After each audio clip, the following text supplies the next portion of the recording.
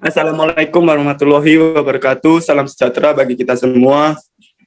Di sini saya sebagai perwakilan kelompok akan menjelaskan tentang materi pengukuran skor dari PT Frisian Flag Indonesia dari mata kuliah Sistem Rantai Pasok yang diampu oleh Ibu Dr. Reni Septiari, STMT.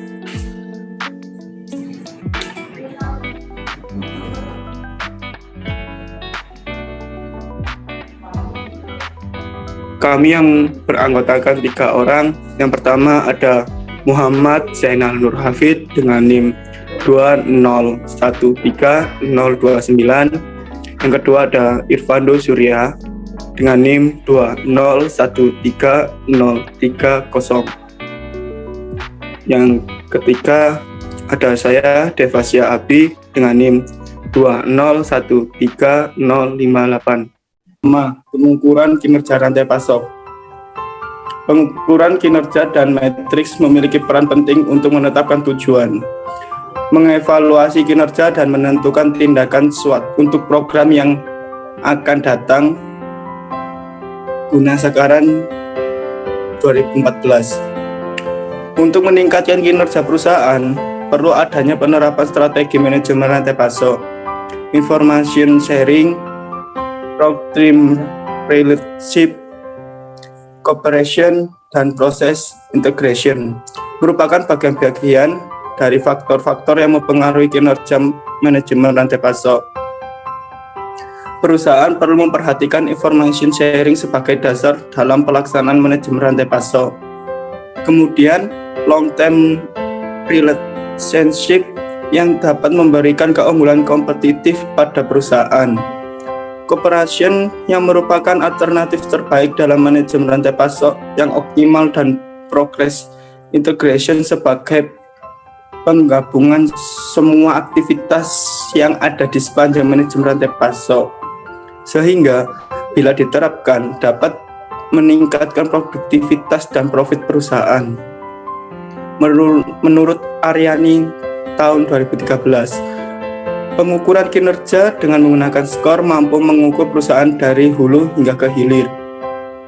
Hal ini yang membuat skor lebih unggul dibandingkan dengan metode-metode lainnya yang cenderung mengukur internal perusahaan saja. Selanjutnya, Supply Chain Operation Reference atau skor. Metode Supply Chain Operation Reference atau skor adalah suatu model yang dikembangkan oleh Supply Chain Council atau SCC. Model skor untuk mengukur dan meningkatkan kinerja total rantai pasok perusahaan.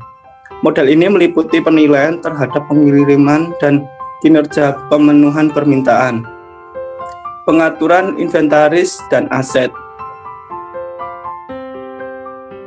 fleksibilitas produksi, jaminan biaya-biaya proses, serta faktor-faktor lainnya yang mempengaruhi penilaian kinerja keseluruhan pada sebuah rantai pasok. SCC pada tahun 2012 sebagai sebuah model referensi, maka pada dasarnya skor model didasarkan pada 3 pilar utama, yaitu pemodelan proses referensi untuk mengidentifikasi model suatu proses rantai pasok agar lebih mudah diterjemahkan dan dianalisis. Terus yang kedua, pengukuran kinerja, yaitu referensi untuk mengukur kinerja suatu rantai pasok perusahaan sebagai standar pengukuran. Ketiga, penerapan best practice atau praktik terbaik, yaitu referensi untuk menentukan best practice yang dibutuhkan oleh perusahaan. Model skor sendiri berisi beberapa bagian dan diselenggarakan sekitar 5 manajemen utama: proses plan, source, mix, deliver, dan dengan menggambarkan rantai pasokan menggunakan proses pembangunan blok ini. Model bisa digunakan untuk menggambarkan rantai pasokan yang sangat sederhana atau sangat kompleks menggunakan seperangkat hampir semua rantai pasokan.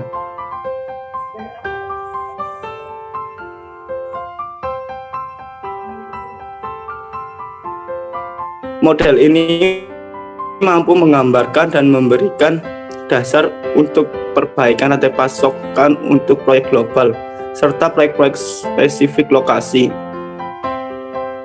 Model ini juga menyediakan atribut kinerja dan matriks pengukuran rantai pasok. Atribut kinerja beserta matriksnya terlihat pada tabel 1. Atribut kinerja adalah kriteria rantai pasok yang memungkinkan untuk menganalisis dan mengevaluasi rantai pasok terhadap rantai pasok lainnya dengan strategi bersaing. Bisa dilihat pada tabel bahwa atribut kinerja, reliabilitas rantai pasok atau supply chain reliability bisa didefinisikan atribut kerjanya, kinerja rantai pasok perusahaan dalam memenuhi pesanan pembeli dengan produk, jumlah waktu, kemasan, kondisi, dan dokumentasi yang tepat, sehingga mampu memberikan kepercayaan kepada pembeli bahwa pesanannya dapat terpenuhi dengan baik. Matriksnya bisa dilevelkan level 1, yaitu pemenuhan pesanan sempurna atau perfect order fulfillment.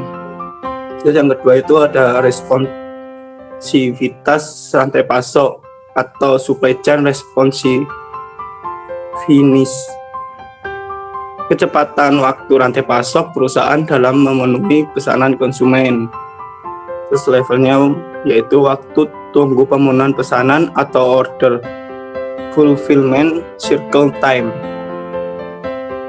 Ketiga, agilitas rantai pasok atau supply chain agility. Agilitas rantai pasok dalam merespon perubahan pasar untuk mendapatkan atau mempertahankan keunggulan kompetitif. Itu terbagi jadi 2. Yang pertama, upside supply chain flexibility. Terus yang kedua itu ada upside supply chain adaptability. Terus yang keempat ada biaya rantai pasok atau supply chain cost. Biaya yang berkaitan dengan pelaksanaan proses rantai pasok. Yang pertama, biaya total manajemen rantai pasok. Yang kedua ada cost of goods sold. Kelima, dan yang terakhir manajemen aset rantai pasok atau supply chain asset management. Bisa didefinisikan efektivitas suatu perusahaan dalam manajemen aset untuk mendukung terpenuhnya kepuasan konsumen. Waktu siklus pengembalian kas atau cash to cash cycle time. Baik, selanjutnya akan dijelaskan oleh teman saya, Irfan Surya.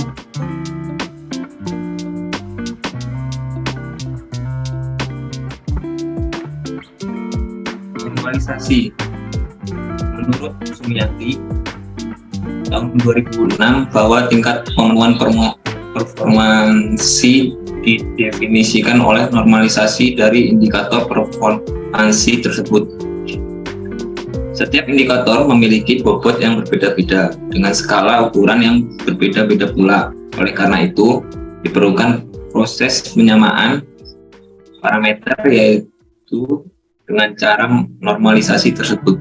Di sini, normalisasi memegang peranan cukup penting demi tercapainya nilai akhir dari pengukuran kinerja. Proses normalisasi dilakukan dengan rumus normalisasi Schromm-Bieber, yaitu dengan rumus di bawah norm atau skor ST kurang S min dibagi S max kurang S min kali 100, atau bisa juga dengan rumus ST dikurangi dibagi S max dikurang S min terus dikurang skor min 0 bagi 100 kurang 0, dimana ST itu nilai indikator aktual yang ingin dicapai, S min nilai pencapaian performansi terburuk dari indikator kinerja, dan S max adalah nilai pencapaian performansi terbaik dari indikator kinerja. Nah, di sini ada tabel sistem monitoring. Misal di bawah dari 40 itu indikator kerjanya poor. Terus sistem monitoring 40 sampai 50 indikator kerjanya itu marginal, dan 50 sampai 70 itu indikator kerjanya average, dan 70 sampai 90 indikator kerjanya itu good, dan di atas dari 90 itu adalah excellent.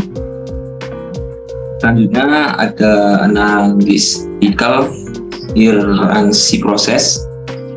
Analytical hierarchy process atau AHP adalah metode untuk memecahkan suatu situasi yang kompleks dan terstruktur ke dalam beberapa komponen dalam susunan yang hierarki dengan memberi nilai subjektif tentang pentingnya setiap variabel secara relatif dan menetapkan variabel mana yang memiliki prioritas paling tinggi guna mempengaruhi hasil pada situasi tersebut. Saati tahun 2012. Peralatan utama analytical hierarchy process atau AHP adalah memiliki sebuah hierarki fungsional dengan input utamanya persepsi manusia. Dengan hierarki, suatu masalah kompleks dan tidak terstruktur dipecahkan ke dalam kelompokannya dan diatur menjadi suatu bentuk hierarki.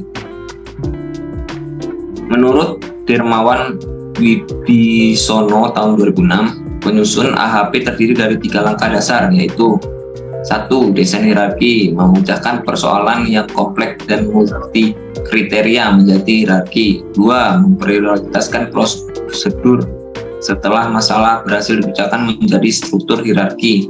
Dipilih prioritas prosedur untuk mendapatkan nilai keberartian relatif dari masing-masing elemen di tiap level.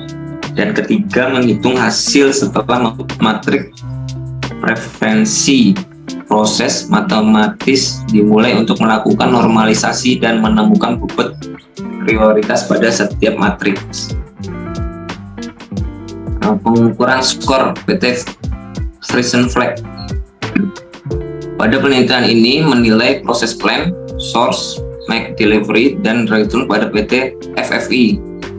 Proses plan ini meliputi penentuan jumlah permintaan, perencanaan produksi, perencanaan pemesan material, memesan susu sapi, menerima produk dari pabrik, dan melakukan inspeksi.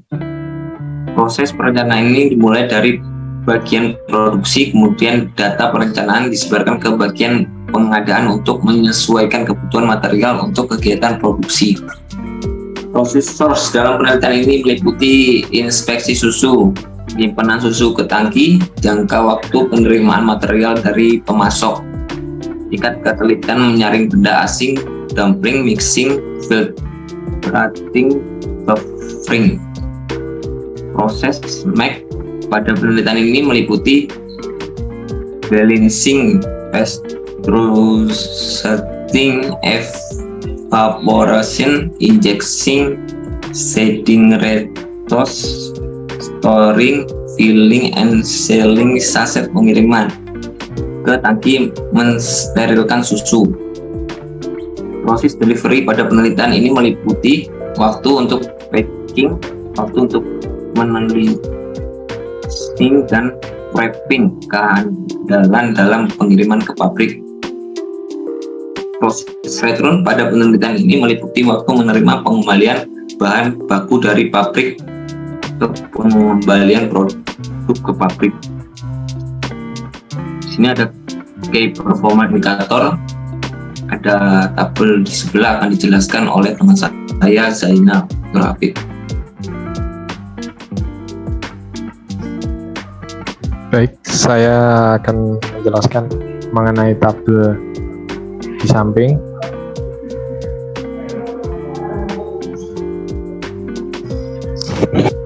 Yang pertama di sini ada key performance indicator. Di sini berisi mengenai 5 yaitu metode scoring, yaitu ada plan, source, make, delivery, and return. Di sini ada dimensinya. Di sini ada 2 dimensi, yaitu reliability sama responsive. Jadi di sini ada penentuan key performance indikatornya seperti yang ada di gambar, yaitu seperti di plan itu ada penentuan jumlah permintaan sampai ke menerima produk dari pabrik melakukan inspeksi, dan juga dari source dari ada inspeksi susu sampai ke buffering. Kemudian untuk make sendiri ada balancing sampai ke mensterilkan susu. Kemudian untuk delivery sendiri ada waktu untuk packing sampai kehandalan dalam pengiriman ke pabrik. Untuk return sendiri ada waktu menerima pengembalian bahan baku sampai pembelian produk ke pabrik. Di sini ada skornya. Jadi skor ini berasal dari tabel normalisasi tadi, yaitu dari skor bermacam-macam, ada dari 75 sampai yang paling bawah itu 66,7 yang berasal dari kuesioner. Next slide. Kemudian untuk di sini sendiri ada pembobotan AHP, yaitu tahap awal yang dilakukan dalam pembobotan ini yaitu kuesioner perbandingan berpasangan masing-masing. Data-data yang diperoleh dari hasil kuesioner selanjutnya akan dilakukan perhitungan AHP. Di sini ada proses inti level 1 seperti tadi, yaitu plan, source, make, delivery, and return, yaitu bobotnya ada 0,263, 0,08, 0,28, 0,21, 0,17. Kemudian untuk dimensinya seperti tadi, untuk bobotnya sendiri ada 1, 0,75, 0,725, 0,5, 0,5, dan 0,25, dan 0,75. Untuk bobotnya sendiri dari key performance indicator yaitu ada 0,233 sampai yang paling bawah itu ada 0,5. Next slide. Di sini ada hasil akhir pembobotan dari level 1 sendiri, yaitu dari source, plan, make, delivery, and return. Di sini tadi pembobotannya dijumlahkan dan dibagi, dan terdapat pembobotan seperti di tabel ini. Ada dari source sendiri ada 1, 0,5, 0,33, 1, dan 1 lagi. Kemudian dijumlahkan, didapatkan hasil 3,83. Dari plan sendiri ini dari 2, 1, 4, 2, 4 ini didapatkan nilainya 13. Untuk make sendiri ada 5,08, delivery sendiri ada 5,83, untuk return sendiri ada 7,25. Next slide. Kemudian untuk nilai akhir kinerja SDM, di sini perhitungan nilai kerja SDM dilakukan dengan cara mengalihkan setiap skor tadi dan normalisasi yang telah didapat dari rumus norm Debord dengan bobot tiap-tiap ruang lingkup key performance indikator, dimensi, dan proses. Jadi di sini skor ini nantinya dikalikan dengan bobotnya dan nanti dibagi dari masing-masing proses atau dimensi. Di sini total dimensi dari plan mendapatkan 88,8305, kemudian source 81,16 dan 94,7, kemudian untuk make 93,79. Next slide. Kemudian untuk lanjutannya tadi, di sini ada yang mendapatkan skor 100 dan juga delivery mendapatkan skor nilai akhir tadi kinerja 76,2987, 75, dan juga 26,37743. Next slide.